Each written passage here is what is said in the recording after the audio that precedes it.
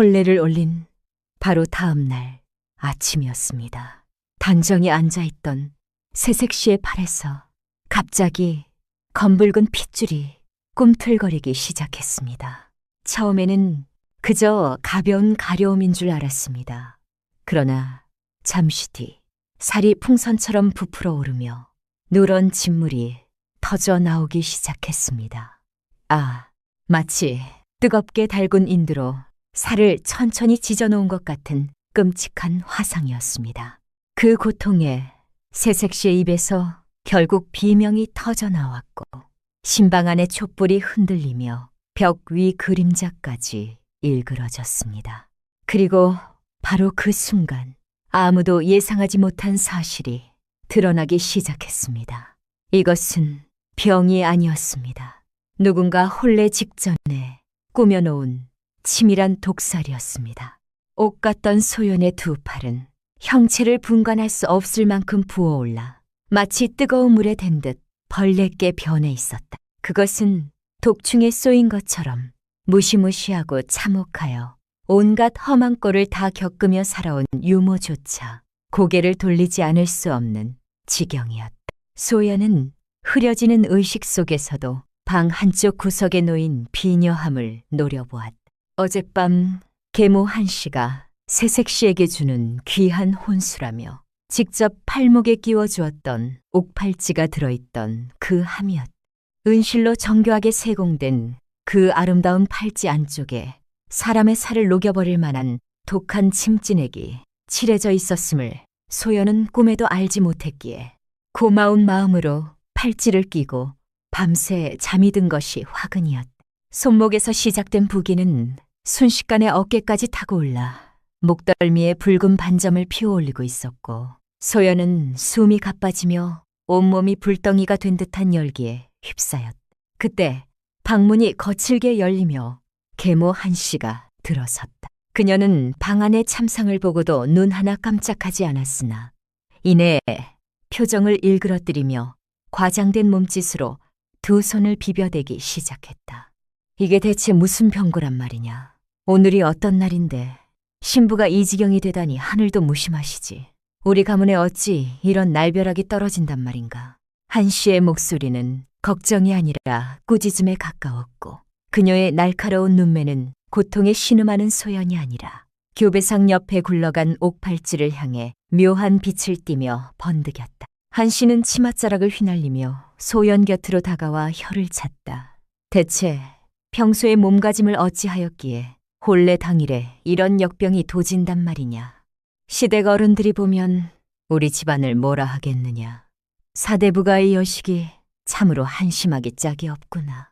그녀의 말은 가시도 친 채찍처럼 소연의 가슴을 후벼 팠다. 소연은 억울함을 호소하려 입을 달싹였으나 혀가 굳어 말이 나오지 않고 그저 쉰 신음만 새어나올 뿐이었다. 바깥에서는 이미 잔치 분위기가 무르익고 있었다. 대문 밖에서는 신랑 행렬이 당도했음을 알리는 풍악 소리가 은은하게 들려오고 있었고 마당에서는 하객들의 담소 소리가 담장을 넘어 안채까지 흘러들었다. 그 흥겨운 소리들은 고통 속에 떨고 있는 소연에게는 더없는 잔인함으로 다가왔다. 한씨는 창호지 문을 살짝 열어 바깥 동태를 살피더니 입꼬리를 올리며 유모와 하인들을 향해 서리빨 같은 명령을 내렸다. 듣거라. 지금 당장 신랑이 문턱을 넘을 판이다. 그런데 신부가 저 모양이니 이 혼사는 물 건너갈 판이 아니냐. 저 흉한 팔뚝을 보아라. 저 손으로 교배례를 올리고 패백을 바치겠느냐.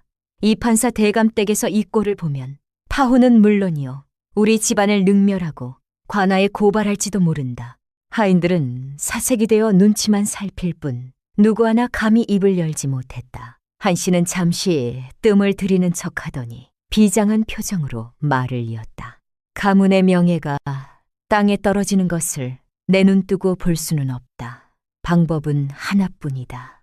한씨의 시선이 문 밖에 서 있던 자신의 친딸 오키에게로 향했다. 오키는 마치 기다렸다는 듯 방 안으로 들어왔는데 그녀의 눈빛에는 걱정보다는 호기심과 눌러 담을 수 없는 탐욕이 이글거리고 있었다. 한씨가 오키의 손을 잡으며 말했다. 오키야, 네가 언니를 대신해야겠다. 가문의 체면을 살릴 사람은 너밖에 없다. 오키는 짐짓 놀란 척 손사래를 쳤으나 입꼬리에 번지는 옅은 미소는 숨길 수 없었다. 어머니, 어찌 그런 말씀을 하십니까? 언니의 혼례인데 제가 어찌.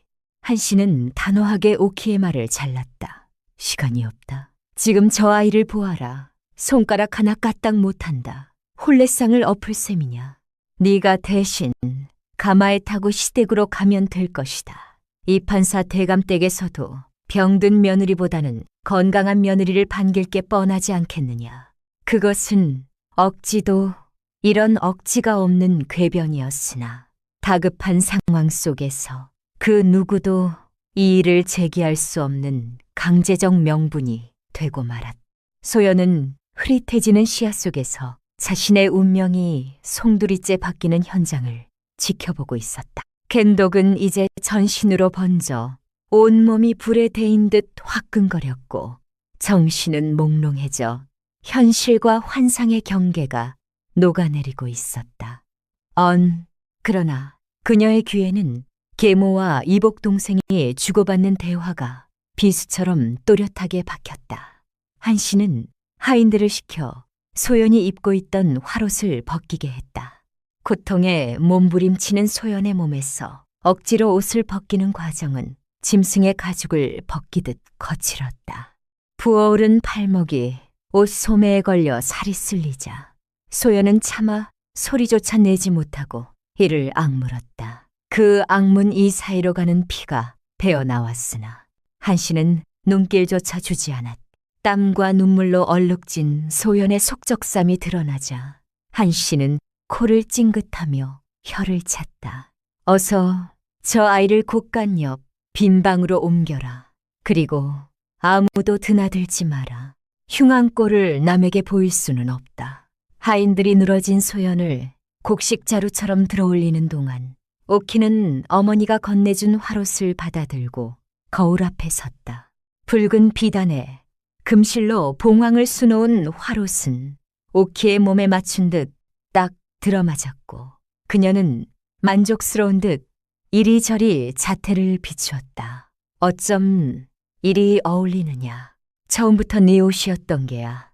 한씨는 딸의 매무새를 다듬어주며 감탄을 터뜨렸다.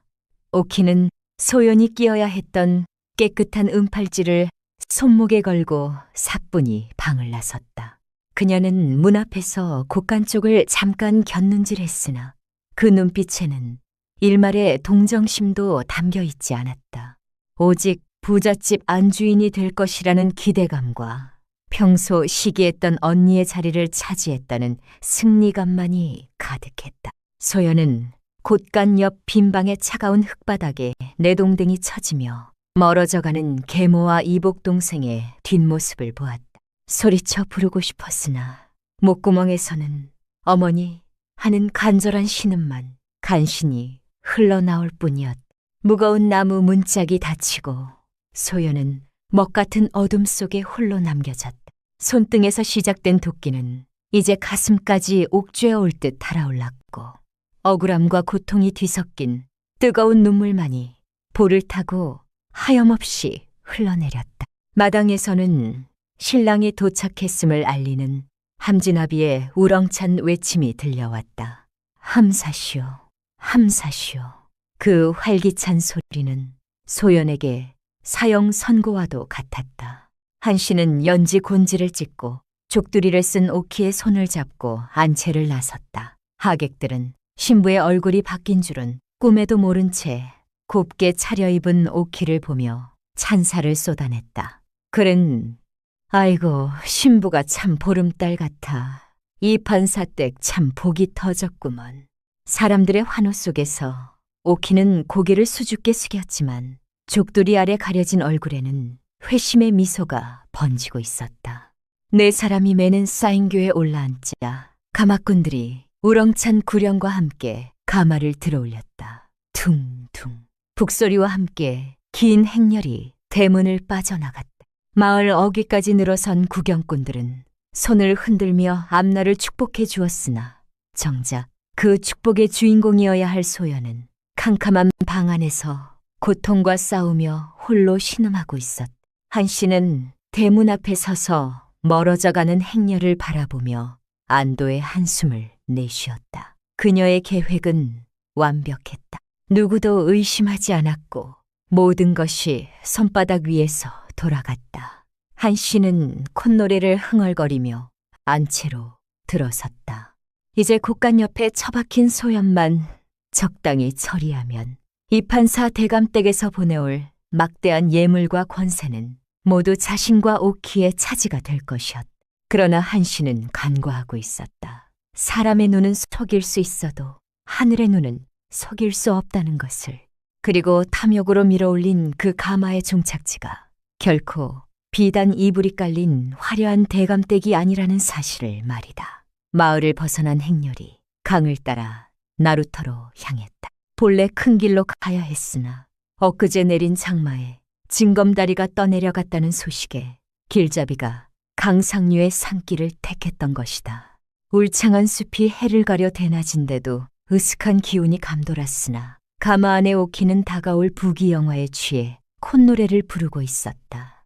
가마가 바위에 걸려 덜컹거릴 때마다 그녀의 몸은 부드럽게 흔들렸고 그 흔들림은 마치 구름 위를 나는 듯한 기분을 안겨주었다. 그녀는 상상했다. 시댁에 도착하여 수많은 하인의 시중을 받으며 비단 이불에 눕는 자신을, 남편이들 박선비의 사랑을 독차지할 나날들을. 하지만 그 달콤한 상상이 깨지는 데는 그리 오랜 시간이 걸리지 않았다. 고요하던 산속에서 갑자기 찢어질 듯한 휘파람 소리가 울려 퍼지더니 숲 곳곳에서 험상고는 사내들이 튀어나와 행렬을 에워싸기 시작했다. 멈춰라. 가진 것을 모두 내놓으면 목숨만은 살려주마. 우레와 같은 고함과 함께 나타난 자들은 이 근방에서 악명이 자자한 산적대였다. 가마꾼들과 하인들은 혼비백산하여 짐을 버리고 뿔뿔이 흩어졌다. 산적이다. 도망쳐. 비명과 아수라장 속에서 박선비의 호위 무사들이 칼을 뽑아 맞섰으나 수정 열쇠에 밀려 하나둘씩 쓰러지거나 물러날 수밖에 없었다. 가마는 땅바닥에 쿵 하고 떨어졌고 충격에 놀란 오키가 무슨 일이냐 소리치며 가마 문을 여는 순간 그녀의 눈앞에는 거대한 덩치의 사내가 흉한 눈빛을 번뜩이며 서 있었다. 산적 두목 곽돌이었다. 덥수룩한 수염에 호피 가죽을 두른 그는 겁에 질린 오키를 내려다보며 음흉하게 웃었다. 오늘은 재물복에 여색 복까지 터졌구나. 비단옷의 금은 폐물이라 산채의 안주인으로 딱이 아니냐. 오키는 비명을 지르려 했으나 공포에 질려 소리가 나오지 않았다. 곽돌은 거칠게 오키의 팔목을 낚아채 가마 밖으로 끌어냈다. 살려주세요. 저는 귀한 집 딸입니다. 재물을 원하는 대로 드릴 테니 제발. 오키가 바닥을 기며 애원했으나 곽돌은 들은 척도 하지 않고 그녀를 쌀자루처럼 어깨에 둘렀다. 귀한 집 딸이면 몸값도 두둑하겠지. 하지만 그 전에 내 색시 노릇부터 좀 해야겠다. 산적들은 환호성을 지르며 약탈한 재물과 함께 오키를 끌고 숲 깊은 곳으로 사라졌다. 순식간에 벌어진 일이었다. 텅 빈 산길에는 부서진 가마와 주인 잃은 혼례 물품들만이 어지러이 흩어져 있었고 바람에 나부끼는 청사초록만이 방금 전까지 이곳에 있었던 행렬의 흔적을 쓸쓸히 증명하고 있었다. 곳간 옆에 갇힌 소연의 고통이 무색하게도 운명은 얇고는 장난처럼 오키를 더 험한 나락으로 밀어넣고 있었던 것이다. 산적들의 소굴인 독수리봉의 밤은 먹장보다 어두웠고 짐승의 울음소리보다 거친 사내들의 술판 소리로 가득 차 있었다. 오키는 산채의 허름한 움막 구석에 처박혀 사시나무 떨듯 몸을 떨고 있었다. 불과 반나절 전만 해도 부러울 것 없는 안주인을 꿈꾸며 화려한 가마에 올랐건만 지금 그녀를 감싸고 있는 것은 부드러운 비단이 아니라 곰팡이 냄새와 땀 냄새가 진동하는 거적대기였고, 귀에 들리는 것은 낭군의 다정한 속삭임이 아니라 산적들이 질러대는 괴성이었다. 찢어진 화롯 사이로 드러난 하얀 살결에는 산길을 끌려오며 생긴 생채기가 붉게 나 있었고, 곱게 올려 빗었던 머리카락은 산발이 되어 귀신 꼴을 하고 있었다. 오키는 무릎을 끌어안고 울먹였다. 이건 꿈이야. 말도 안 돼. 내가 왜 이런 곳에 제 볼을 꼬집어 보았지만 돌아오는 것은 선명한 통증뿐이었다. 움막 밖에서는 돼지 잡는 소리와 함께 술판이 벌어지고 있었다. 산적 두목 곽돌은 약탈한 혼례 음식과 술을 부하들에게 나눠주며 호탕하게 웃어젖혔다. 자, 마셔라. 오늘 우리 독수리봉에 경사가 겹쳤다. 재물도 얻고 내 색시도 얻었으니 이보다 더 좋을 수가 있겠느냐. 부하들은 환호하며 술잔을 높이 쳐들었다. 곽돌은 기름진 고기를 뜯으며 움막 쪽으로 음흉한 시선을 던졌다. 그 시선을 느낀 오키는 소름이 돋아 더 깊숙이 구석으로 파고들었다. 그녀는 이 모든 불행의 원인을 소연에게 돌리기 시작했다. 그래, 다 그년 때문이야. 그년이 겐독에 오르지만 않았어도 내가 대신 가마를 탈 일은 없었을 거야. 아니, 애초에 그년이 받을 벌을 내가 대신 받고 있는 거야. 오키의 마음속에서 공포는 차츰 도끼 어린 원망으로 변해가고 있었다. 자신의 욕심이 자초한 일임에도 끝내 자신의 허물을 인정하려 하지 않았다. 바로 그 시각 한씨의 집곡간역 빈방에는 죽음과도 같은 정막이 내려앉아 있었다. 창호지 문틈으로 스며드는 찬바람만이 방 안의 냉기를 더하고 있을 뿐 온기라고는 찾아볼 수 없는 그곳에서 소연은 홀로 사투를 벌이고 있었다. 렌독은 절정에 달해 있었다. 손목에서 시작된 붉은 반점이 가슴을 지나 배까지 번졌고 온몸의 피부가 불에 타는 듯 화끈거려 잠시도 가만히 있을 수가 없었다. 소연은 열기에 들뜬 숨을 몰아쉬며 갈라진 입술로 물을 찾았으나 곁에는 아무도 없었다. 물 좀. 그녀의 목소리는 모기 소리보다 작아 문 밖으로 새어 나가지 못했다. 어릴 적 친어머니가 살아계실 때 아프면 밤새 머리맡을 지키며 물수건으로 이마를 닦아주던 따스한 손길이 사무치게 그리웠다. 소연은 그 기억을 붙잡으며 멍하니 천장을 보았다. 그런데 소연은 가만히 누워있지만은 않았다. 열기에 몽롱한 머리를 흔들어 정신을 부여잡은 그녀는 방구석에 놓인 물 항아리를 눈으로 더듬었다. 하인들이 곡식에 뿌리려고 들여놓은 거름물 항아리였으나 그 옆에 빗물을 받아둔 작은 사기 그릇이 하나 있었다. 소연은 부어오른 팔로 바닥을 짚으며 한쯤씩 기었다. 손등이 흙바닥에 쓸릴 때마다 살이 벗겨지는 듯한 고통이 밀려왔지만 그녀는 이를 악물고 기어갔다. 마침내 사기 그릇에 닿은 소연은 떨리는 손으로 물을 퍼서 부어오른 팔 위에 천천히 끼얹었다. 차가운 물이 화끈거리는 살에 닿자 아주 잠시나마 불길이 가라앉는 것을 느꼈다. 그녀는 남은 물을 한 모금 머금고 갈라진 입술을 적셨다. 죽을 수는 없다. 아직 죽을 수는 없다. 어머니가 남겨주신 목숨을 이렇게 버릴 수는 없다. 소연은 젖은 속적 삼차락을 찢어 팔목에 두르고 벌게 부은 살 위를 꽁꽁 동여맸다. 그것은 허술하기 짝이 없는 응급조치였으나 살아남겠다는 의지가 담긴 첫 번째 행동이었다. 그때 방문이 조심스럽게 열리며 누군가 들어왔다. 유모 강씨였다. 그녀는 한씨의 눈을 피해 부엌에서 몰래 챙겨온 물 한 사발과 식은 죽 한 그릇을 들고 있었다. 아가씨, 아이고 이를 어째.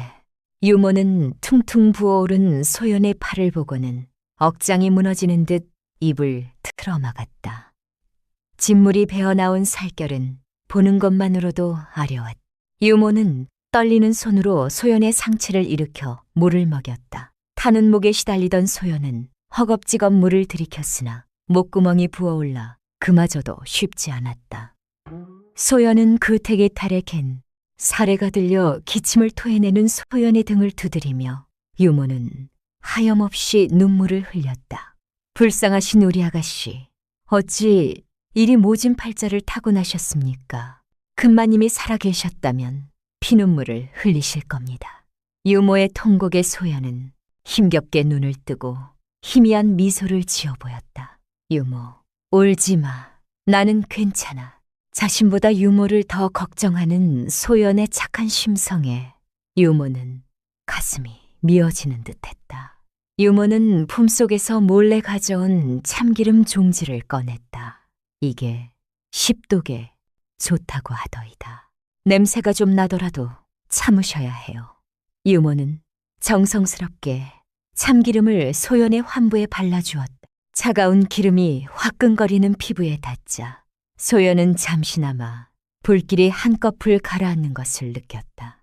그러나 몸의 고통보다 더 큰 것은 마음의 상처였다. 유모, 어머니와 오키는 어디 갔어? 소연의 물음에 유모는 잠시 망설이다가 긴 한숨과 함께 입을 열었다. 말도 마세요. 오키 아가씨가 아가씨 대신 가마를 타고 시집을 갔습니다. 마님은 지금 안채에서 콧노래를 부르며 좋아라 하고 계십니다. 그 말을 들은 소연의 눈동자가 흔들렸다. 분노보다는 허탈함이 앞섰다. 자신의 자리를 빼앗긴 것보다 가족이라 믿었던 이들에게 헌신짝처럼 버려졌다는 사실이 가슴을 후볐다. 안채 대청에서는 한씨가 술상을 차려놓고 홀로 자축의 잔을 기울이고 있었다. 그녀의 얼굴은 술기운과 탐욕으로 불그스름하게 달아올라 있었다. 하하하, 내 평생 소원이 오늘에야 이루어지는구나. 눈에 가시 같던 전처 자식은 곳간에 처박히고 내 배 아파 낳은 오키는 대감댁 며느리가 되었으니 이 얼마나 통쾌한 일이냐.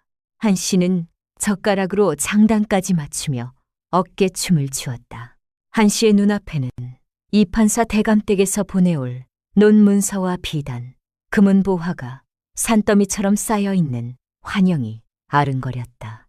그녀는 상상 속에서 이미 정경 부인이 된 양 거드름을 피우며 허공에 대고 후통쳤다. 이놈들아 뭐들 하느냐. 대감댁 며느리 모시는데 길을 비키지 않고 그 괴기 어린 웃음소리가 밤하늘로 흩어졌지만 아무도 그녀의 착각을 깨주는 이는 없었다. 다시 독수리봉의 밤, 술판이 파하고 산적들이 하나둘 쓰러지자 곽돌이 비틀거리며 움막으로 들어왔다.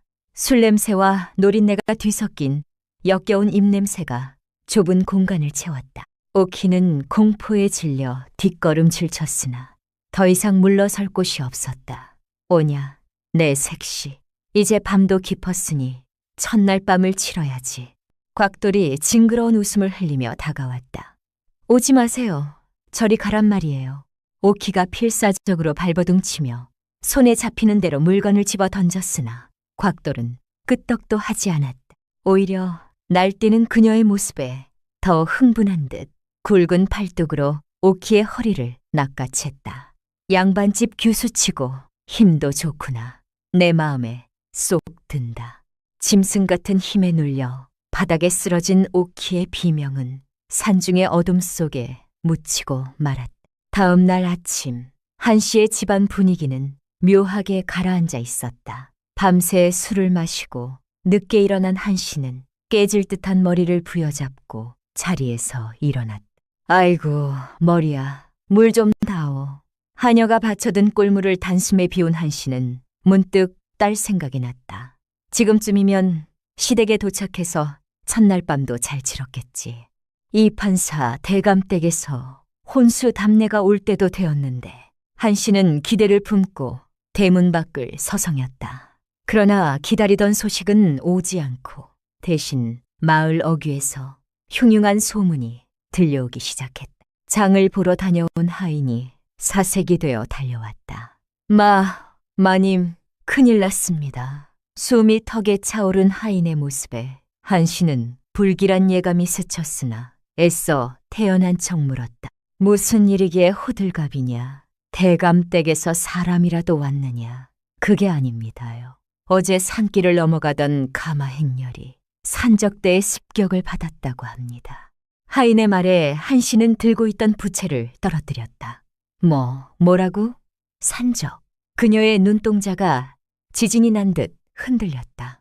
예, 가마꾼들은 다 도망치고 가마에 타고 있던 신부가 산적 두목에게 납치되었다고 합니다요. 청천벽력 같은 소식에 한 씨는 다리에 힘이 풀려 그 자리에 주저앉고 말았다. 아이고, 내 딸, 내 오키가. 그녀는 땅을 치며 통곡하려 했으나 순간 멈칫했다. 하인들과 마을 사람들은 가마에 탄 것이 소연이라고 알고 있었기 때문이다. 만약 오키라고 소리치면 딸을 바꿔치기 한 사실이 탄로나는 것은 불보듯 뻔했다. 한 씨는 급히 입을 막으며 속으로 피를 토했다. 아이고, 이를 어쩌나. 소연을 죽이려다 내 딸을 사지로 몰아넣었구나. 한 씨의 얼굴은 공포와 당혹으로 일그러졌으나 겉으로는 소연이 잡혀간 것처럼 연기해야 하는 기막힌 처지에 놓이고 말았다. 한편 산적에게 끌려간 오키는 하룻밤 사이에 10년은 늙어버린 듯 초췌한 모습이었다. 곽돌은 아침부터 오키를 깨워 부엌으로 내몰았다. 해가 중천인데 아직도 자빠져 자느냐. 당장 나가서 밥을 지어라. 오키는 퉁퉁 부은 눈을 비비며 밖으로 나왔다. 쌀을 씻어본 적도 부를 때 본 적도 없는 그녀에게 산채의 부엌일은 고역 그 자체였다. 거친 산적들은 지나가며 그녀를 희롱했고 그럴 때마다 오키는 치욕에 입술을 깨물었다. 솥에 물을 붓고 불을 때려 했으나 매캐한 연기만 피어오를 뿐 불은 붙지 않았다. 에이, 양반집년이라 할 줄 아는 게 하나도 없구먼. 지나가던 늙은 산적 할멈이 오키의 등짝을 3개 내리쳤다. 밥을 못하면 굶어야지. 별 수 있나. 오키는 매운 연기에 눈물을 쏟으며 아궁이 앞에 쭈그리고 앉았다. 가로태에, 가로태에. 조씨는 방 안에 틀어박혀 전전긍긍하고 있었다. 어찌해야 한단 말이냐. 관아에 신고를 하자니 딸 바꿔치기가 들통날 테고 가만히 있자니 내 딸이 산적놈들에게 무슨 꼴을 당할지 뻔하고 한 씨는 좁은 방을 뱅글뱅글 돌며 손톱을 물어뜯었다. 그때 번뜩이는 꾀가 떠올랐다. 그래, 어차피 사람들은 소연이 납치된 줄 안다. 이 판사 대감댁에 가서 소연이 잡혀갔다고 알리고 몸값을 내놓으라 하면 되지 않겠느냐. 대감댁 체면에 며느리를 구하려 돈을 쓸 것이다. 그 돈으로 산적놈들에게 가서 오키를 빼내고 나중에 소연은 병으로 죽었다 하면 감쪽 같을 것이다. 한 씨는 곧바로 옷매무새를 가다듬고 표정을 비장하게 꾸몄다. 여보아라, 가마를 대령해라. 사돈댁에 가서 이 억울한 사정을 알려야겠다. 박선비의 집은 초상집 분위기였다. 혼례 행렬이 산산조각나고 신부가 납치되었다는 소식에 이 판사 대감은 뒷목을 잡고 쓰러졌고 신랑 박선비는 분노와 자책에 이를 갈고 있었다. 내가 못난 탓이오. 내 칼이 무디어 신부를 지키지 못했소. 그는 마당에 꿇어앉아 하늘을 원망하고 있었다. 그때 대문 밖에서 아이고 사돈 어른 하며 곡소리를 내며 들어오는 이가 있었으니 바로 한 씨였다. 그녀는 머리를 풀어 헤치고 거짓 눈물을 뚝뚝 흘리며 박선비의 옷자락을 붙잡았다. 서방님, 제 딸 소연이, 불쌍한 내 딸이 산적놈들에게 잡혀갔다니 이게 무슨 날벼락입니까? 그녀의 연기는 소름 끼치도록 완벽했다. 박선비는 한 씨의 손을 잡으며 비통한 표정으로 말했다. 장모님, 면목이 없습니다. 제 목숨을 걸고서라도 부인을 구해오겠습니다. 한 씨는 속으로 쾌재를 불렀다. 됐다. 이제 이 멍청한 선비놈을 이용해 오키를 구하면 된다. 그러나 한 씨가 간과한 것이 있었으니 그것은 바로 진짜 신부 소연의 존재였다. 한 씨가 집을 비운 사이 유모 강 씨는 결단을 내렸다. 그녀는 곧간 옆방의 자물쇠를 돌도끼로 내리쳐 부수었다. 아가씨, 이대로 죽을 수는 없습니다. 마님이 안 계신 틈을 타서 의원에게라도 가야 합니다. 유모는 거동조차 못하는 소연을 업었다. 소연의 몸은 불덩이처럼 뜨거웠고 진물이 흐르는 팔에서는 비릿한 냄새가 유모의 등을 적셨다. 유모, 나 무거워. 소연이 힘없는 목소리로 말했으나 유모는 이를 악물었다. 아닙니다. 깃털처럼 가볍습니다. 조금만 참으세요. 유모는 뒷문을 통해 몰래 빠져나가 마을 외곽의원 쪽으로 달리기 시작했다. 사람들의 눈을 피해 골목길을 달리는 유모의 등 위에서 소연은 멀어져가는 자신의 집을 바라보았다. 한때는 가족의 웃음소리가 가득했던, 그러나 이제는 탐욕과 거짓으로 얼룩진 그 집을 운명의 수레바퀴는 이제 걷잡을 수 없는 속도로 굴러가기 시작했다. 산적의 아내가 되어 눈물로 밤을 지새우는 오키, 딸을 구하기 위해 또다시 거짓말을 쌓아 올리는 한씨, 군독에 신음하며 집을 탈출한 소연. 이 세 여인의 엇갈린 운명은 머지않아 한 곳에서 부딪혀 폭발하게 될 터였다.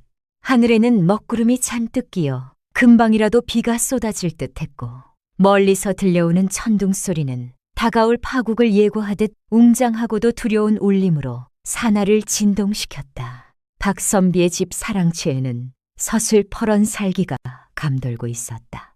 그는 밤새 한잠도 자지 못한 채 벽에 걸려있던 장검을 꺼내어 숫돌에 갈고 있었다.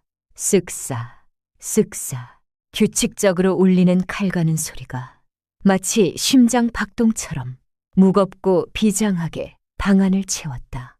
신부를 잃었다는 자책과 산적에 대한 분노가 뒤엉켜 그의 눈동자는 핏발이 서 있었고 입술은 굳게 다물어져 있었다. 마당에는 그가 사제를 털어모은 장정, 열려남은 명이 무장한 채 대기하고 있었다. 박선비는 칼날을 빛에 비추어 보며 나직이 읊조렸다. 내 기필코 그놈의 목을 베어 부인의 한을 풀어주리라. 그때 대문이 열리며 한씨가 허겁지겁 들어왔다. 그녀는 짐짓 슬픈 표정을 짓고 있었으나 눈동자는 불안하게 흔들리며 사방을 살피기에 바빴다. 서방님, 준비는 다 되셨습니까? 시간이 없습니다. 하루라도 빨리 가서 구해와야지요. 한씨의 목소리는 떨리고 있었는데 딸에 대한 걱정도 있었으나 비밀이 탄로날까 하는 초조함이 더 컸다. 박선비는 한씨의 태도에서 묘한 위화감을 느꼈다. 딸이 납치된 어미라면 혼절을 하거나 오열하는 것이 마땅하거늘 한씨는 연신 몸값은 얼마나 준비했느냐, 관아에는 알리지 않는 게 좋겠다 하며 은밀한 거래를 종용하는 기색이었다. 박선비는 칼을 칼집에 꽂으며 차갑게 물었다. 장모님, 어찌 관아의 힘을 빌리지 말라 하십니까? 도적을 소탕하려면 관군의 도움이 절실합니다. 한씨는 당황하여 더듬거리다가 이내 눈물을 짜내며 변명했다. 아이고, 서방님도 참, 관군이 움직이면 소문이 날 것이고 놈들이 제 딸을 해코지하거나 돌아온다 한들 여인의 정절에 흠이 났다고 손가락질 받을까 두렵습니다. 그럴듯한 핑계였으나 박선비의 의구심을 완전히 지우지는 못했다. 그는 고개를 끄덕이며 알겠다 했으나 속으로는 다른 계획을 세우고 있었다. 한편 마을 외곽의 허름한 의원집, 퀴퀴한 약초 냄새가 진동하는 방 안에서 늙은 의원이 소연의 팔을 살피고 있었다. 겹겹이 감았던 피 묻은 천 조각을 풀어내자 드러난 참상은 차마 눈뜨고 볼 수 없는 지경이었다. 진물이 흐르는 사이사이로 누런 구름이 흘러내리고 검붉게 변한 피부는 괴사가 진행되고 있음을 알리고 있었다. 의원은 미간을 찌푸리며 혀를 찼다. 이건 단순한 피부병이 아니야. 아주 독한 집진에 그것도 살에 직접 문질러 놓지 않고서야 일이 될 수가 없어. 대체 누가 이런 짓을 했단 말인가. 의원의 날카로운 지적에 옆에서 지켜보던 유모는 왈칵 눈물을 쏟으며 의원의 바짓가랑이를 잡고 애원했다. 의원님, 제발 살려주십시오. 이분은 꽃도 피워보지 못한 가련한 아가씨입니다. 누구 자식인지는 묻지 마시고 그저 팔이라도 잘라내지 않게 해주십시오. 소연은 고통에 정신이 혼미한 와중에도 유모의 손을 꼭 잡았다. 입술은 바짝 말라 있었지만 눈빛만은 살고자 하는 의지로 희미하게 빛나고 있었다. 의원은 고개를 저으며 침통한 표정으로 말했다. 도끼가 이미 뼈에까지 스며들었네. 서둘러 빼내지 않으면 팔을 자르는 것으로 끝나지 않고 목숨을 잃을 수도 있어. 내 비방을 써보겠지만 장담은 못하네. 의원은 날카로운 침을 불에 달구어 환부에서 독을 빼낼 준비를 했다. 아가씨, 참으시오. 뼈를 깎는 아픔이 있을 것이오. 소연은 유모의 품에 얼굴을 묻고 입에 수건을 물었다. 썩은 살을 베어내는 소리와 함께 소연의 몸이 활처럼 휘었고 비명조차 지르지 못한 채 경련을 일으켰다. 유모는 소연을 꽉 끌어안고 비명을 질렀다. 아이고, 아가씨 조금만 참으세요. 붉은 선혈이 대야에 차고 방 안은 피비린내와 신음으로 가득했다. 이 처절한 수술은 억울하게 당한 자의 고통을 증명하는 의식이자 악독한 계모의 죄악을 소리 없이 고발하는 피의 증거가 되고 있었다. 같은 시각 산을 향해 출발한 박선비의 일행은 주막에 들러 목을 축이고 있었다.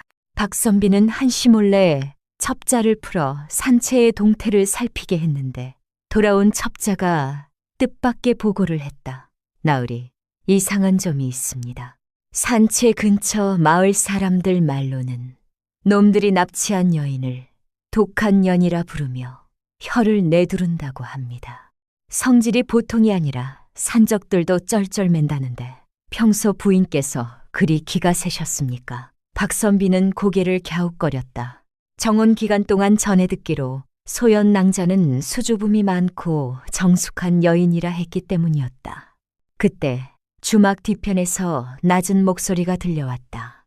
약값은 나중에 꼭 갚겠습니다. 제발 외상으로라도 약을 좀 지어주십시오. 박선비는 그 목소리의 주인을 기억해내려 애썼다. 처갓집에 함을 팔러 갔을 때 수줍게 다과상을 내오던 유모의 목소리였다. 주막 뒤편 허름한 의원집 마당에서 유모 강씨가 의원에게 머리를 조아리고 있었다. 박선비는 조심스럽게 다가가 물었다. 자네, 소연 낭자의 유모가 아닌가? 뒤를 돌아본 유모의 얼굴이 흑빛으로 변했다.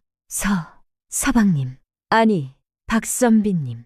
그녀는 뒷걸음질 치며 방문 앞을 막아섰다. 박선비의 의심이 확신으로 변했다. 여기에 왜 있는 것인가? 소연 낭자는 산적에게 잡혀가지 않았는가? 박선비의 추궁에 유모는 입을 굳게 다물고 고개만 저었다. 하지만 닫힌 방문 너머로 가는 신음소리가 새어나오자 박선비는 유모를 밀치고 방문을 활짝 열어젖혔다. 그 순간 박선비의 눈앞에 믿을 수 없는 광경이 펼쳐졌다.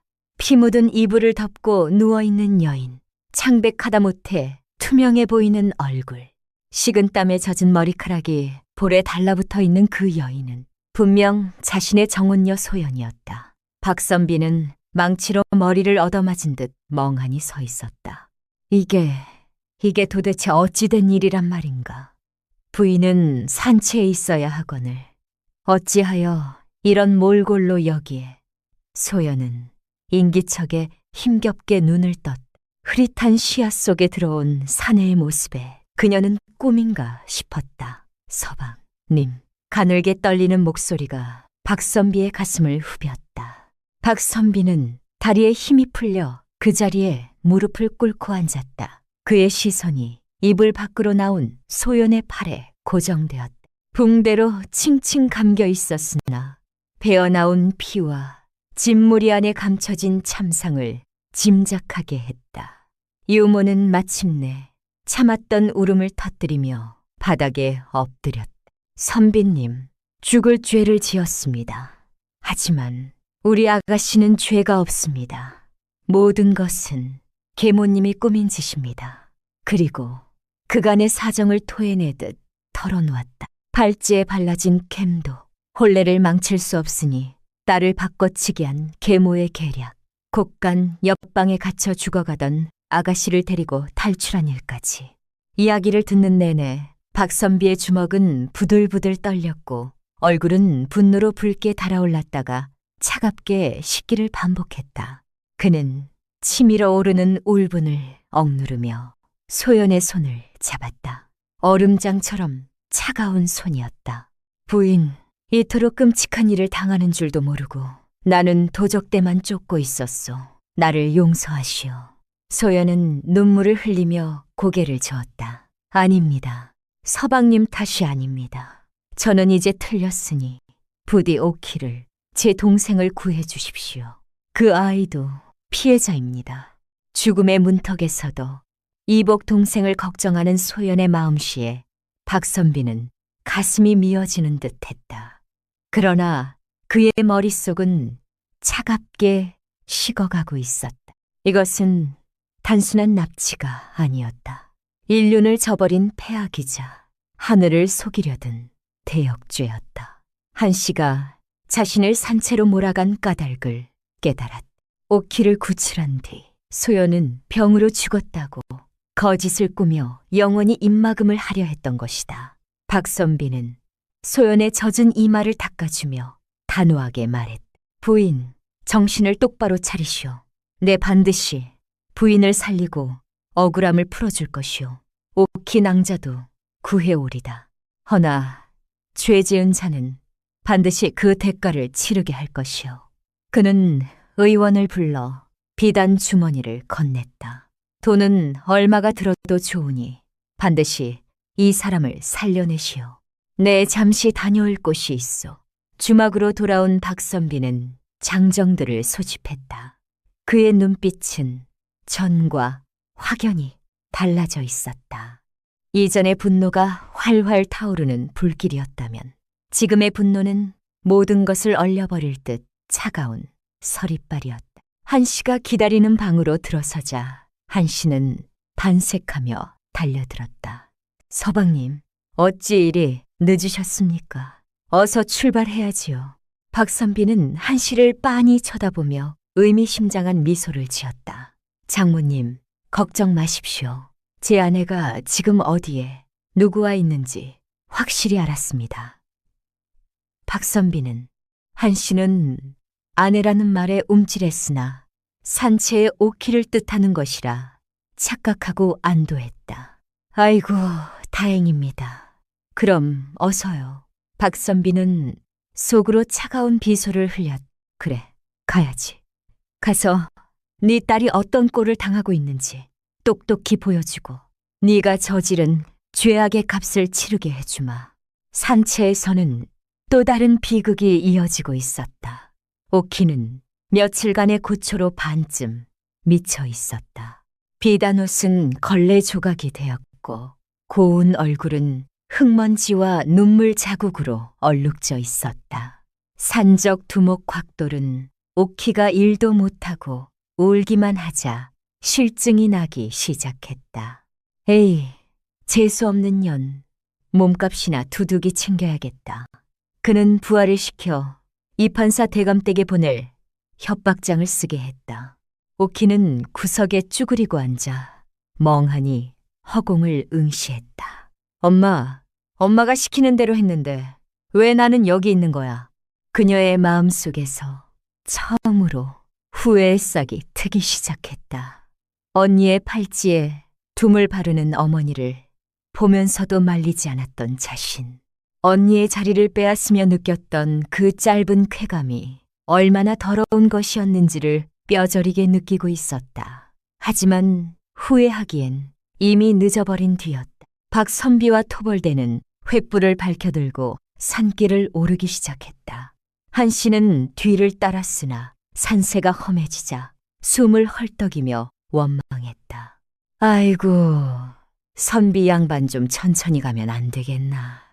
허나 박선비는 들은 척도 않고 속도를 높였다.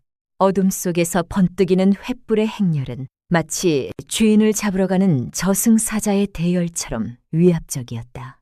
산 중턱에 이르렀을 때 박선비는 잠시 멈춰 하늘을 올려다보았다.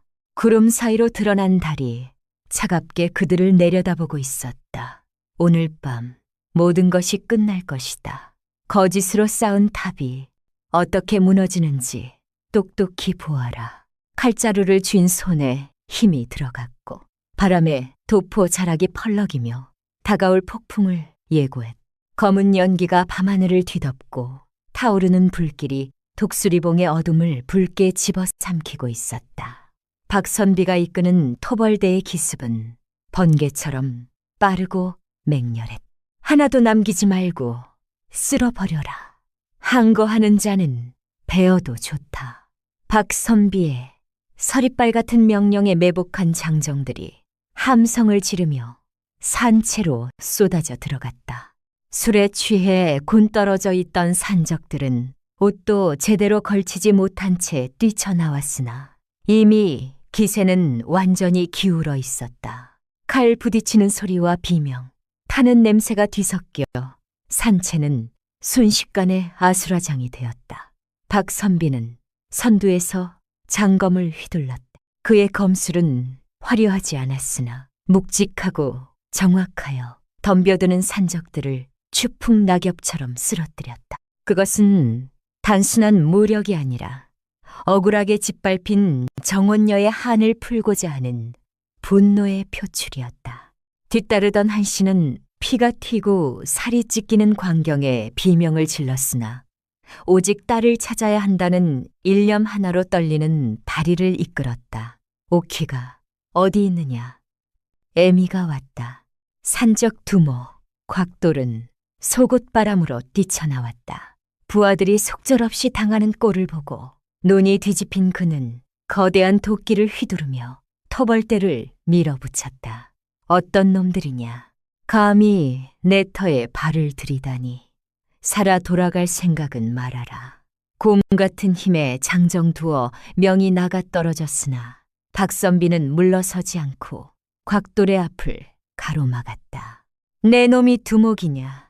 양반과 규수를 납치하고 폐악질을 일삼은 죄. 오늘 내 칼로 갚아야 할 것이다. 곽돌은 코웃음을 쳤다. 호, 선비놈이 제법이구나. 내 색시를 찾으러 왔느냐. 아쉽지만 그녀는 이미 내 여자가 되었다. 그 도발이 박선비의 이성을 끊어놓았다. 푸른 불꽃 같은 눈빛으로 장검을 지켜든 박선비의 칼과 곽돌의 도끼가 맞부딪히며 괴음을 냈고 튀어오르는 불꽃이 두 사내의 얼굴을 기괴하게 비추었다. 힘에서는 곽돌이 앞섰으나 분노와 냉철함으로 무장한 박선비의 검이 곽돌의 빈틈을 파고들었다. 몇 탑을 주고받은 끝에 칼날이 곽돌의 허벅지를 깊이 베었고 거구의 두목은 외마디 비명과 함께 무릎을 꿇었다. 두목이 잡혔다. 무기를 버리고 투항하라. 장정들의 외침에 남은 산적들은 전의를 상실하고 무기를 내던졌다. 박선비는 곽돌의 멱살을 잡고 으르렁거렸다. 신부는 어디 있느냐? 당장 말하지 않으면 남은 다리도 베어버리겠다. 곽돌은 고통에 신음하면서도 비릿한 웃음을 흘리며 뒤쪽 움막을 손가락으로 가리켰다. 박선비는 한씨를 돌아보며 턱짓을 했다. 가보시지요. 장모님께서 그토록 찾으시던 따님이 저기 있을 것입니다. 한씨는 그 눈빛이 어딘가 섬뜩하다고 느꼈으나 지금은 그런 것을 따질 겨를이 없었다. 움막을 향해 미친 듯이 달려갔다. 삐걱거리는 문을 열자 어둠 속 구석에 웅크리고 있는 작은 형체가 보였다. 오키야. 한씨의 떨리는 부름에 고개를 파묻고 있던 여인이 천천히 고개를 들었다. 헝클어진 머리카락 사이로 드러난 얼굴은 며칠 새 반쪽이 되어 있었고 눈은 공포의 전기가 빠져 있었다. 어머니, 오키의 쉰 목소리에 한씨는 딸을 와락 끌어안고 통곡을 터뜨렸다. 아이고, 내 새끼. 귀한 것이 어찌 이런 꼴이 되었느냐. 애미가 죽일년이다. 모녀의 상봉은 눈물겨웠으나 그 뒤에는 차가운 그림자가 드리워져 있었다. 박선비가 횃불을 든 채 움막 입구에 서서 그 광경을 지켜보고 있었던 것이다. 그는 뚜벅뚜벅 안으로 걸어 들어가 바닥에 주저앉은 오키를 내려다보며 말했다. 살아있었군요. 다행입니다. 그 목소리에는 온기가 없었다. 오키는 수치심과 죄책감에 고개를 들지 못했다. 한씨는 황급히 딸을 등 뒤로 숨기며 올려다 보았다. 서방님, 보시다시피 아이가 많이 놀랐습니다. 어서 집으로 데려가야겠습니다. 다른 이야기는 나중에 하시지요. 하지만 박선비는 움직이지 않았다. 오히려 뒷짐을 지고 한씨를 빤히 응시했다. 집으로 간다라. 어디로 말입니까? 제가 알기로 이 낭자는 제 처가댁 둘째 따님 오키 낭자가 아닙니까?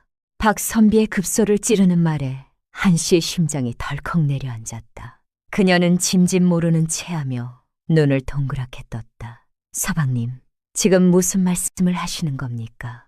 산적놈들 때문에 충격을 받으셔서 사람을 잘못 보신 모양입니다. 이 아이는 서방님의 정혼녀 소연이가 아닙니까? 뻔뻔하기 그지없는 거짓말이었다. 옆에서 듣고 있던 산적 두목 곽돌조차 기가 차다는 듯 하고 웃음을 터뜨릴 정도였다.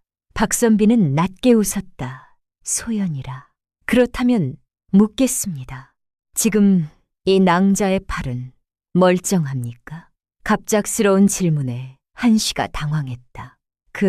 그야 산길에 끌려오며 좀 다쳤겠지만 멀쩡하지 않을 이유가 있겠습니까? 그 순간 박선비의 표정이 악귀처럼 일그러졌다. 그는 품속에서 피와 진물이 말라붙은 붕대 뭉치를 꺼내어 한씨의 발치에 던졌다. 이것을 보고도 그런 말이 나옵니까? 한씨는 바닥에 떨어진 붕대를 보고 기겁하여 뒷걸음질 쳤다. 박선비는 천둥 같은 목소리로 호통쳤다. 내 이미 마을 의원에서 진짜 소연 낭자를 보았소.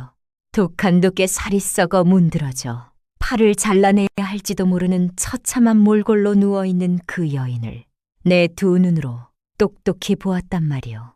그런데 지금 내 앞에서 이 멀쩡한 팔을 가진 여인을 소연이라 우기는 것이오. 한씨는 망치로 머리를 얻어맞은 듯 멍해졌다. 모든 것이 들통났다. 모든 것이 더 이상 빠져나갈 구멍은 없었다. 오키는 어머니의 치맛자락을 붙잡고 잘못했어요. 살려주세요 하며 흐느끼기 시작했다. 그 자백은 한씨의 거짓말에 사망 선고를 내리는 것과 다름없었다. 움막 밖으로 끌려나온 한씨와 오키 그리고 포박된 산적들이 마당 한가운데 꿇어앉혀졌다. 박선비는 장정들과 산적들이 모두 듣도록 큰 소리로 외쳤다. 천지 신명이시여 들으소서. 여기 이 독부는 전처의 자식이 미워 홀레날 신부의 팔찌에 둠을 발라 자식의 몸을 못쓰게 만들었다. 그것도 모자라 가문의 체면을 핑계로 제 친딸을 가마에 태워 사기 혼례를 꾸몄으며 하늘이 노하여 도적을 만나게 되자 병든 전처 자식을 죽은 셈 치고 이 끔찍한 죄를 덮으려 하였다. 토벌대원들은 웅성거렸고 심지어 산적들조차 경악하여 혀를 찼다. 세상에, 우리 같은 도적놈들도 제 자식 귀한 줄은 아는데 엄이라는 작자가 어찌 저리 독할 수가 있어. 곽돌은 킬킬거리며 한씨를 비웃었다. 이마님, 내가 사람을 많이 해쳤지만 마님처럼 사람 속을 태워 죽이는 재주는 없구먼. 나보다 더한 악당이 여기 있었네. 그려. 한씨는 사시나무 떨듯 떨며 박선비의 바짓가랑이를 잡고 애원했다. 서방님, 아니 나으리, 한 번만 용서해 주십시오. 잠시 미쳤었나 봅니다. 이 늙은이의 욕심이 과하여 돌이킬 수 없는 죄를 지었습니다. 하지만 제 딸 오키는 시키는 대로 했을 뿐입니다. 제발 오키마는. 그녀는 땅에 머리를 내치며 피를 흘렸다. 그러나 박선비의 눈에는 동정심이 없었다. 그는 차갑게 한씨의 손을 뿌리쳤다. 당신의 빗나간 모정이 두 딸을 모두 지옥으로 몰아넣었소. 소연 낭자는 평생 지울 수 없는 육신의 고통을 얻었고, 오키 낭자는 씻을 수 없는 마음의 상처와 치욕을 얻었소. 이 모든 것이 당신의 탐욕에서 비롯된 것이니 그 죄값은 관아에 가서 법대로 치를 것이오. 박선비는 장정들에게 명했다. 이 죄인들을 모두 포박하여 관아로 압송하라. 산적은 국법대로 처벌할 것이요. 이 모녀는 사기죄와 일륜을 저버린 죄를 물어 엄벌에 처할 것이다. 오키는 절망의 비명조차 지르지 못하고 실신해버렸다. 화려한 가마를 타고 부귀영화를 꿈꾸었던 그녀의 결말은 포승줄에 묶여 죄인으로 끌려가는 처참한 신세였다. 한씨는 끌려가면서도 뒤를 돌아보며 오키야, 내 딸 오키야를 외쳤으나 그 외침은 메아리 없이 허공을 맴돌 뿐이었다. 산채는 불길에 휩싸여 무너져 내리고 있었다. 타오르는 불꽃은 한씨의 탐욕이 만들어낸 지옥도와 같았고, 붉은 빛이 밤하늘을 불길하게 물들이고 있었다.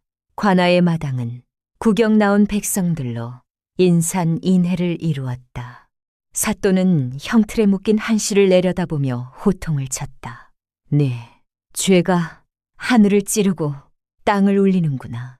전처 소생을 헤아려 독을 쓰고 그것도 모자라 가문을 속이고 혼사를 조작하였으니 능지처참을 해도 모자랄 판이다. 한씨는 형틀에 묶인 채 실성한 듯 웃다 울기를 반복했다. 그녀의 눈앞에서 자신이 그토록 집착했던 재물과 권세가 신기루처럼 사라지고 대신 차가운 감옥의 창살만이 어른거렸다. 옆에 묶인 오키는 고개를 푹 숙인 채 하염없이 눈물만 흘릴 뿐 아무런 변명도 하지 못했다. 이제야 알았다. 어머니의 그릇된 사랑이 자신을 망쳤다는 것을. 자신 또한 그 탐욕에 동조한 공범이었다는 사실을. 군중 속에서 누군가 돌멩이를 던졌다. 저런 천하의 몹쓸 년들. 돌멩이는 한씨의 이마에 맞아 피를 냈으나 그녀는 아픔조차 느끼지 못하는 듯 했다. 저런 천하의 몹쓸 년들, 이미 그녀의 마음은 지옥불에 타고 있었기 때문이다. 맺혀라. 저 간악한 여인의 뼈가 부러지고 살이 터지도록 쳐서 다시는 헛된 욕심을 품지 못하게 하라. 사또의 추상 같은 명에 집행관의 곤장이 허공을 가르며 한씨의 볼기짝에 내리꽂혔다. 아이고, 나 죽네. 사람 살려. 한씨의 비명은 인간의 소리라기보다 짐승의 단말마에 가까웠다. 구경 나온 백성들은 혀를 차면서도 누구 하나 동정의 눈길을 보내지 않았다. 그것은 단순한 형벌이 아니라 하늘이 내리는 준엄한 심판이었기 때문이다. 50대의 매질이 끝나자 한씨는 거적대기처럼 늘어졌고 엉덩이와 허벅지는 피범벅이 되어 형체를 알아볼 수 없었다. 사또는 판결문을 낭독했다. 죄인 한씨는 전처 소생을 헤아려 독을 쓰고 혼사를 조작하여 양반 가문을 능멸하였으며 제 친딸마저 사지로 몰아넣은 대역 죄인이다. 이에 곤장 50대와 함께 평생 육지로 돌아올 수 없는 절에 고도의 위리안치를 명한다. 그것은 죽음보다 더한 고립의 세월을 살라는 형벌이었다. 한씨는 혼절한 상태로 포졸들에게 끌려나갔고 지나간 자리에는 붉은 핏자국만 선명하게 남았다. 그 옆에 꿇어앉아 있던 오키는 떨며 자신의 차례를 기다리고 있었다. 사또는 잠시 침묵하더니 무겁게 입을 열었다.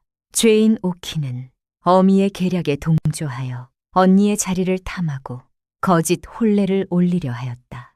죄인 오키는 허나 어미의 강압에 의한 바가 크고 산적에게 겪은 고초도 적지 않으니 참작할 여지가 있다. 허나 죄는 죄인지라 관비로 삼을 수도 있으나 박선비의 간곡한 탄원이 있어 방면하노라. 양반의 신부는 박탈하고 평민으로 강등하니 이 고을을 떠나 죄를 뉘우치며 살아가거라. 그것은 박선비가 베푼 마지막 자비였다. 오키는 바닥에 머리를 느트며 오열했다. 감사합니다. 감사합니다. 그러나 풀려난다 한들 그녀의 앞길은 칠흑과 같았다. 그러나 풀려난다 한들 그녀의 앞길은 산적의 아내였다는 꼬리표와 폐륜을 저지른 죄인의 딸이라는 낙인은 평생 그녀를 따라다닐 것이며 화려한 가마를 탔던 그 짧은 순간의 영광은 이제 영원한 수치의 멍에가 되어 목을 잰 것이었다. 계절이 흘러 찬바람이 불고 첫눈이 내리는 겨울이 되었다. 박선비의 봉가한 채 따뜻한 아랫목에서는 소연이 앉아 술을 놓고 있었다.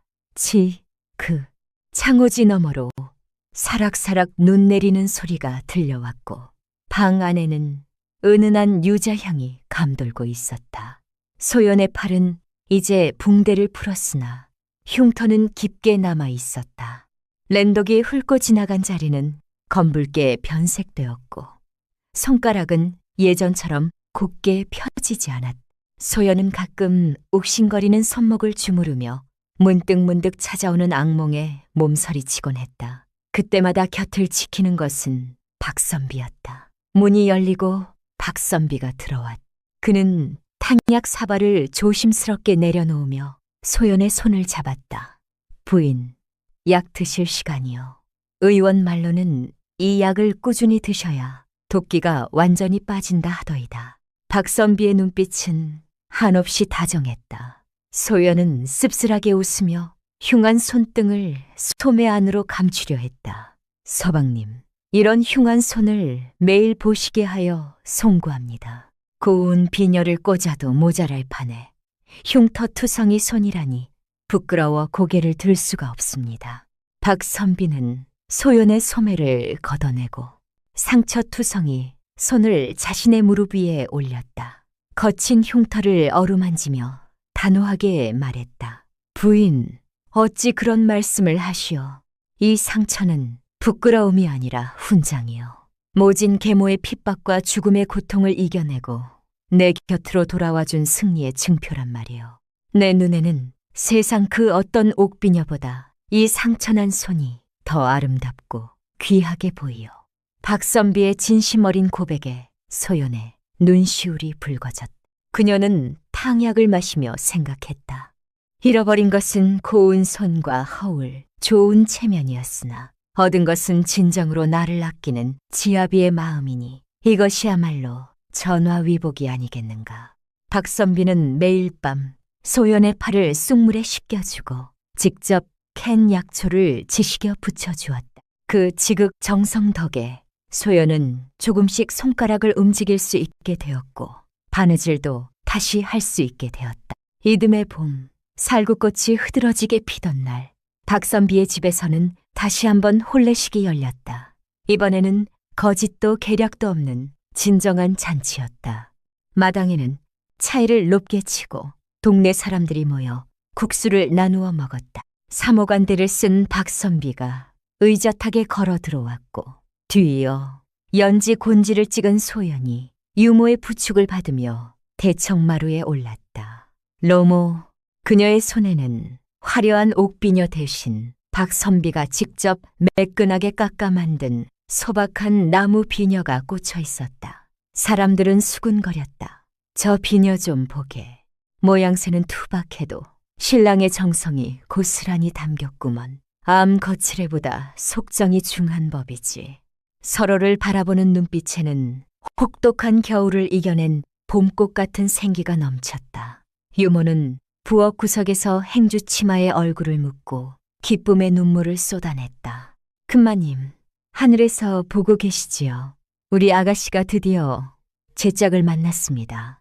이제는 편히 눈 감으셔도 됩니다. 잔치가 무르익을 무렵 대문 밖 먼발치에서 그 광경을 지켜보는 초라한 여인이 있었으니 바로 오키였다. 그녀는 다해진 무명옷에 집신을 신고 등에는 남의 집 빨래 보따리를 쥐고 있었다. 행복하게 웃고 있는 소연의 모습을 보는 오키의 가슴은 숫덩이처럼 까맣게 타들어갔다. 불과 1년 전만 해도 저 자리가 내 것이 될 수도 있었다는 생각, 아니 애초에 욕심내지 않았더라면 소박하나마 평범한 행복을 누렸을 것이라는 뒤늦은 후회가 밀려왔다. 그녀는 무의식적으로 자신의 손을 내려다보았다. 거친 빨래에 물이 든 손가락은 갈라지고 동상에 걸려 붉게 부어 있었다. 내가 미쳤지. 내가 미쳤었어. 오키는 입술을 깨물며 돌아섰다. 풍악 소리가 등 뒤를 때리며 욕망의 끝이 얼마나 허무한지를 뼈저리게 일깨워주고 있었다. 한편 머나먼 남녘 외딴 섬, 거친 파도가 바위에 부딪혀 부서지는 절벽 아래 다 쓰러져가는 움막이 위태롭게 서 있었다. 그곳에서 백발이 성성한 노파가 미친 듯이 허공을 휘저으며 소리를 지르고 있었다. 내 가마, 내 비단, 다 어디 갔느냐. 대감댁에서 보낼 예물이 올 때가 되었는데 한시였다. 유배 생활의 고통과 화병을 이기지 못하고 결국 실성한 것이다. 마을 사람들은 그녀를 미친 할멈이라 부르며 피했고 한씨는 썩은 생선 대가리나 주워 먹으며 연명하고 있었다. 가끔 제정신이 돌아올 때면 바다를 향해 오키야, 내 딸 오키야, 애미가 잘못했다 를 목 놓아 불렀다. 대답하는 것은 갈매기 울음소리와 파도소리뿐이었다. 소연의 팔에 툴을 바르려 했던 그 악독한 손은 이제 갯바위에 긁혀 피투성이가 되어 있었다. 남의 몸을 망가뜨리려 했던 손이 결국 자기 자신을 핥히는 손이 되어 돌아온 것이다. 차가운 바닷바람이 헝클어진 백발을 흩날리며 인과응보의 비참한 말로를 적나라하게 보여주고 있었다. 세월은 유수처럼 흘러 10년이 지났다. 박선비와 소연의 집 담장 너머로는 아이들의 글 읽는 소리가 낭낭하게 들려왔다. 하늘천, 따지, 거물현, 노를황. 박선비는 대청마루에 앉아 아이들에게 천자문을 가르치고 있었고 그 옆에서 소연이 아이들의 간식을 챙기며 흐뭇하게 바라보고 있었다. 그녀의 손에는 여전히 흉터가 남아 있었으나 그 거친 손으로 지은 약은 마을의 가난한 병자들에게 무료로 나누어지고 있었다. 마을 사람들은 소연을 약손 보살님이라 부르며 존경했다. 자신이 겪었던 고통을 승화시켜 남을 돕는 일에 쓰고 있는 것이었다. 어느 날 밤 부부는 나란히 앉아 달을 보며 차를 마시고 있었다. 박선비가 소연의 손을 잡으며 말했다. 부인, 10년 전 그날을 기억하시오. 가마가 뒤바뀌고 운명이 뒤틀렸던 그날 말이오. 소연은 고개를 끄덕이며 밤하늘의 달을 응시했다. 어찌 잊겠습니까? 하지만 서방님, 저는 이제 그들을 원망하지 않습니다. 그 모진 시련이 없었다면 서방님의 깊은 사랑을 깨닫지 못했을 것이고 평범한 일상이 얼마나 소중한지도 알지 못했을 것입니다. 모든 것이 하늘의 뜻이겠지요. 소연의 말에 박선비는 감탄하며 고개를 끄덕였다. 그렇소. 옛말에 사필귀정이라 했으니 모든 일은 결국 바른 길로 돌아가는 법이요. 욕심으로 쌓은 탑은 바람 한 번에 무너지지만 덕으로 쌓은 집은 비바람에도 끄떡없는 법이요. 두 사람은 서로를 마주보며 웃었다. 그 미소에는 풍파를 함께 견뎌낸 전우애 같은 깊은 신뢰가 담겨 있었다. 마당의 살구나무에서 꽃잎이 눈처럼 흩날려 대청으로 날아들었다. 그것은 마치 하늘이 이 착한 부부에게 내려주는 축복의 꽃비와도 같았다. 세상 사람들은 이들의 이야기를 입에서 입으로 전하며 남을 해치려 한 자는 스스로 화를 입게 되고 고통 속에서도 선한 마음을 잃지 않은 자는 반드시 복을 받는다는 평범하되 위대한 진리를 되새기게 되었다 한다. 칼날 같은 삭풍이 몰아치는 섣달 밤이었다. 하늘에서는 억수 같은 눈보라가 천지를 하얗게 뒤덮고 있었으나 그 순백의 눈조차도 장터 뒷골목의 더러운 오물과 비참한 삶의 냄새를 완전히 덮지는 못했다. 허름한 주막의 부엌 뒷문이 쾅 열리더니 누더기를 걸친 한 여인이 눈밭 위로 내동댕이 쳐졌다. 에이, 재수없게 다 죽어가는 년을 어디다 쓰라고 거두느냐. 당장 꺼져라. 객사라도 하려거든 딴 데 가서 해. 주모의 독살스러운 욕설과 함께 던져진 것은 밥 한 숟갈이 아니라 다 타버린 재 한 줌이었다. 눈밭에 처박힌 여인은 앙상하게 마른 손으로 차가운 눈을 움켜쥐었다.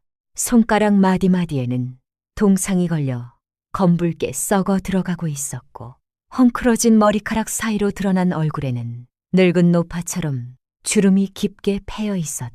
그녀가 불과 10년 전만 해도 고운 피부를 자랑하던 양반가 교수였다는 사실을 아무도 짐작할 수 없었다. 오키였다. 오키는 기침을 토해내며 바들바들 떨었다. 폐부 깊은 곳에서부터 끓어오르는 피비린내가 입안을 가득 채웠다. 한때 어머니 한씨와 함께 비단 옷을 입고 호의호식하며 언니 소연을 곳간에 가두고 쾌재를 불렀던 그 오만한 오키는 이제 없었다. 남은 것은 관비 생활과 도망자 신세를 전전하며 얻은 병든 몸과 뼈에 사무치는 후회뿐이었다. 춥다. 너무 추워. 그녀는 무릎을 꿇고 하늘을 올려다보았다. 흩날리는 눈발이 마치 10년 전 자신이 언니 대신 가마에 올랐던 그날 흩날리던 꽃잎처럼 보였다. 그때는 그것이 축복인 줄 알았으나 실상은 지옥으로 가는 초대장이었다. 오키는 비틀거리며 일어났다. 갈 곳은 없었으나 본능적으로 발길이 향하는 곳이 있었다. 그 댐은 언니 소연이 살고 있는 고개 너머 박선비의 마을이었다. 죽기 전에 단 한 번 자신이 그토록 질투하고 미워했던 언니가 정말로 행복한지 확인하고 싶었다. 아니, 어쩌면 따뜻한 밥 한 그릇이라도 얻을 수 있지 않을까 하는 염치 없는 미련이 등을 떠밀고 있는 것인지도 몰랐다. 눈보라를 뚫고 걷는 길은 고행 그 자체였다. 집시는 이미 다 해져 맨발이나 다름없었고 날카로운 얼음 조각이 발바닥을 찢었다. 오키는 걸음마다 붉은 핏자국을 남기며 산을 올랐다.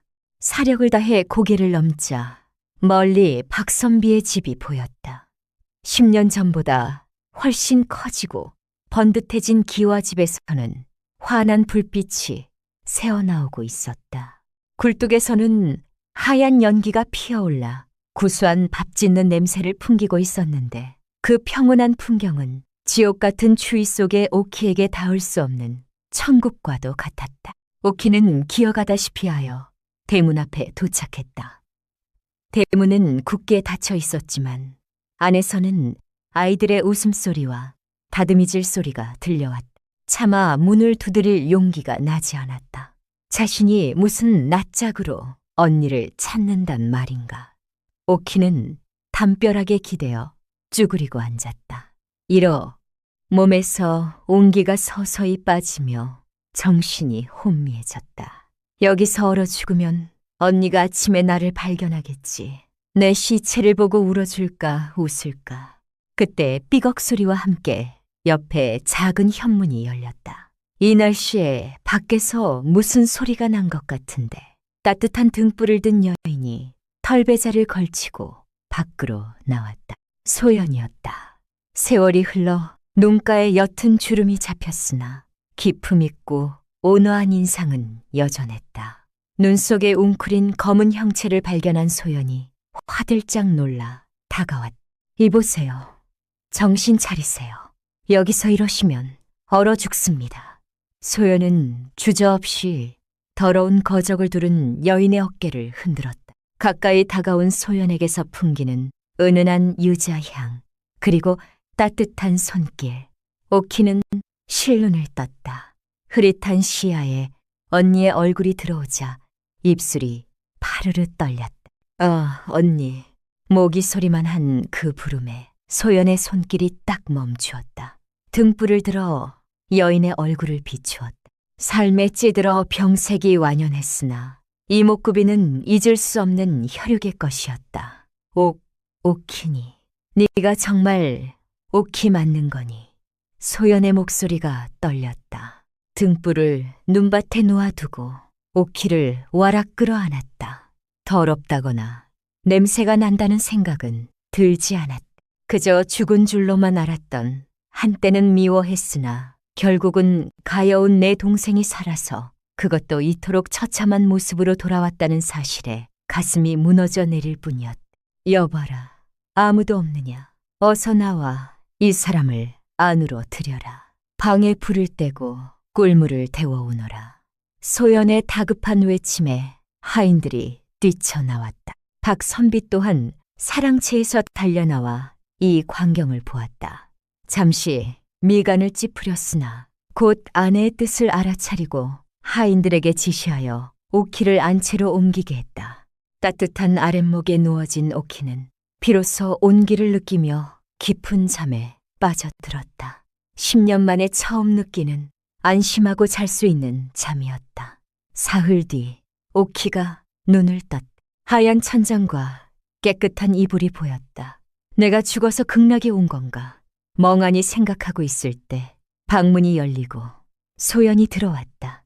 김이 모락모락. 나는 탕약을 손에 들고 깨어났구나. 몸은 좀 어떠니? 소연이 침상 곁에 앉아 오키의 이마를 짚었다. 그 따뜻한 손길에 오키는 왈칵 눈물을 쏟았다. 언니, 나를 왜 살렸어? 그냥 죽게 내버려 두지. 오키는 이불을 뒤집어 쓰고 오열했다. 부끄러움과 미안함, 그리고 고마움이 뒤섞여 가슴을 후볐다. 소연은 조용히 이불을 걷어내고 오키의 거친 손을 잡았다. 살아야지. 살아서 죗값을 갚든 복을 짓든 해야지. 죽는 건 도망치는 것일 뿐이야. 소연의 말은 단호했으나 부드러웠다. 그날부터 소연은 지극정성으로 오키를 간호했다. 마을 사람들이 저 못된 계모의 딸을 뭐하러 거두느냐 수군거렸으나 소연은 귀담아 듣지 않았다. 10년 전 자신의 팔을 망가뜨린 것이 계모의 짓이었듯 오키 또한 그 탐욕의 희생자였음을 알고 있었기 때문이다. 오키가 조금 기운을 차리자 소연은 새 옷을 지어 입히고 따뜻한 음식을 먹였다.